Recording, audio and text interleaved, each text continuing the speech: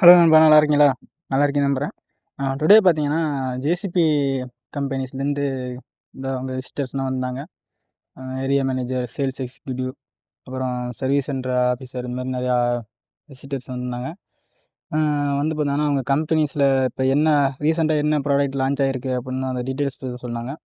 Next வந்து அவங்க கம்பெனியோட ஹிஸ்ட்ரியெல்லாம் ஃபுல்லா சொன்னாங்க. அது எப்போ உருவாக்கப்பட்டுச்சு? யார் உருவாக்குனாங்க அந்த கம்பெனிய?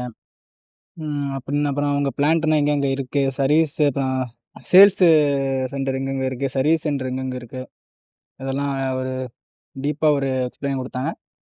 நெக்ஸ்ட்டு பார்த்தீங்கன்னா, இந்த ஆப்ரேட்டிங் ஃபீல்ட பொறுத்தவரைக்கும், எதிர்காலத்தில எந்த ஒரு எப்படி இதோட வரவேற்பு எப்படி இருக்கும்?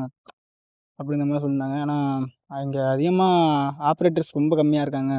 அதனால இந்த ஃபீல்டு உங்களுக்கு நல்ல ஒரு எதிர்பார்ப்ப தரும். அப்படின்னு இந்த ஆப்ரேட்டிங் ஃபீல்ட பத்தி முக்கியத்துவம் சொன்னாங்க.